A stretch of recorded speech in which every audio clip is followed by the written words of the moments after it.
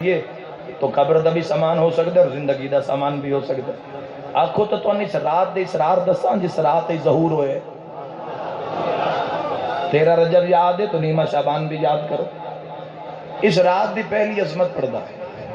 معصوم تو پوچھے کہ مولا یہ نیمہ شعبان دی رات جس سے پوری کائنات سجدہ کر رہی ہے، یہ رات کیسی ہے؟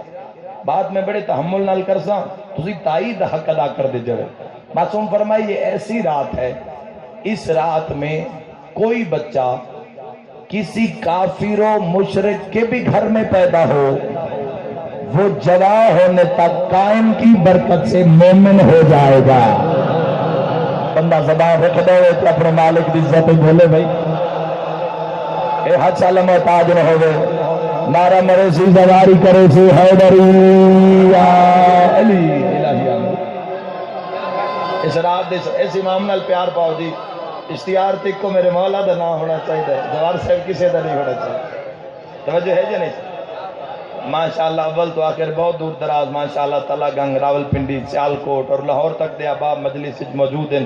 ماں حسین دی تواڈی صدر عظیم عطا فرماوے تو میں یہی تواڈی خدمت تواڈے شہنشاہ دے فضائل تواڈی خدمت پہنچا رہے تاکہ تسی سفر کر کے آئے ہو تو اتو اپنے آقا دے فضائل سن کے جاؤ اور پورے رستے اور مصائب تو پھر مصائب ہیں، کوئی بھی پڑھے تو مصائب ہے تو اضافی چیزیں نال لے کے جانا۔ کافر و مشرک کے بھی گھر میں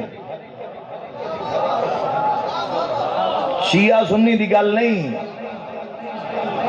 ہوئے نیمہ شعبان دی رات بچہ کسی کافر و مشرک دے گھر پیدا ہوئے، وہ اس رات دی برکت نال مرسی تا مومن ہو کے مرسی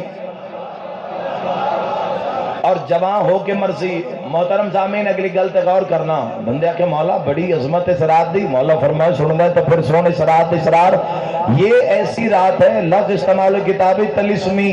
معصوم فرمائے یہ ایسی تلسمی رات ہے نیمہ شعبان کی، اس رات میں چاہے باطل جتنا زور لگا لے کوئی بچہ حرامی پیدا